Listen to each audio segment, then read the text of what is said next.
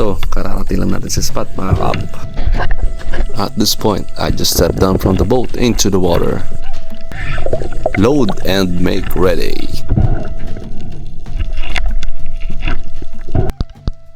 First dive, let's take it easy.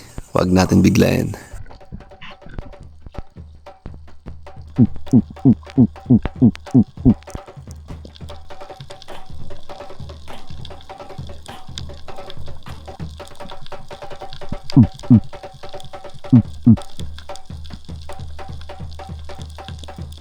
Enjoy lang natin ang tanawin mga kap.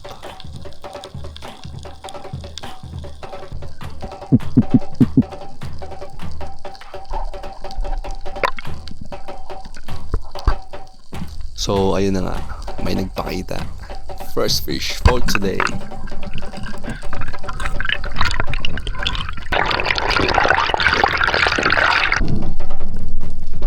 Isang coral trout mga kap, also known as lapu-lapu.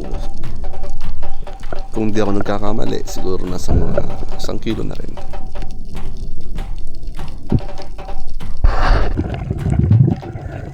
Another dive tayo mga kap.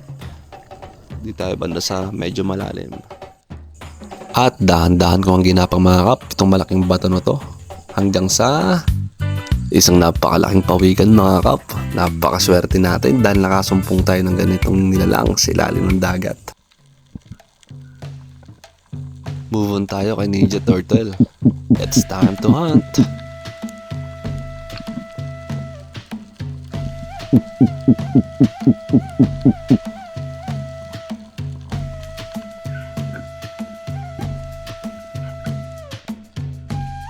At this time mga kap, medyo tanghali na. Kumakalam na rin ng sikmura. Kaya nag-decide ako na kumuha ng pangulam. Isang good size surgeon fish. Isang grupo sila mga kap, pero pili-pili lang.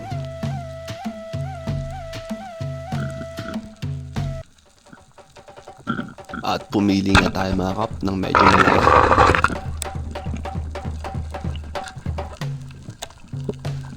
Isa to sa mga isda na napakasarap sa inihaw.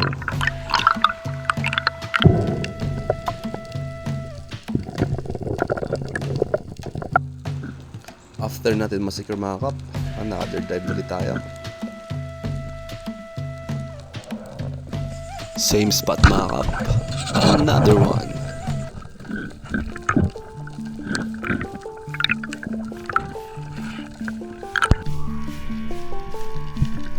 So I decide na pabalik na tayo ng bangka mga kap.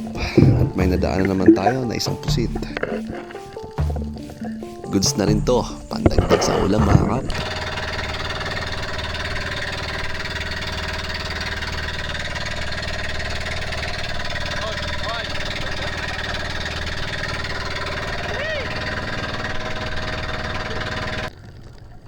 So after namin kumain mga kap, bumabagad ako ng bangka. At itong aking nakita, isang malaking tangigi. At di ko napapansin mga kap, yung palang camera ko, yung casing niya, nagfa-fogs na. Di ko man lang napansin. Tinaray ko habulin tong malaking tangigi na to kap. Di ko nakuha. Pero okay lang, nakakuha naman tayo ng surahan. Siguro mga 1 kilo na rin. Goods na to mga kap. Another dive time mga kap. Ayun na nga, green lapu-lapu. At biglang namatay ang camera ko. Alright, balik tayo sa action mga kap. At this moment mga kap, we spotted a trevally fish. At di naman tayo nabigo sa pool.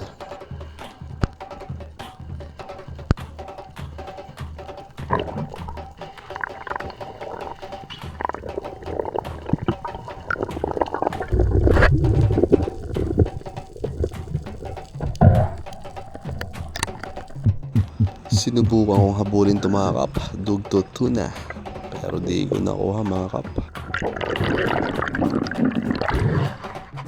Time check, alas 2:50 ng hapon. Tol, Paldo!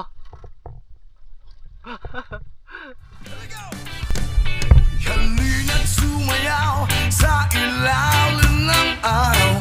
Magkawak-kawak ng kamay, isigaw ng sabay-sabay. Thanks for watching mga kap. Hanggang sa muling dive. Ingats!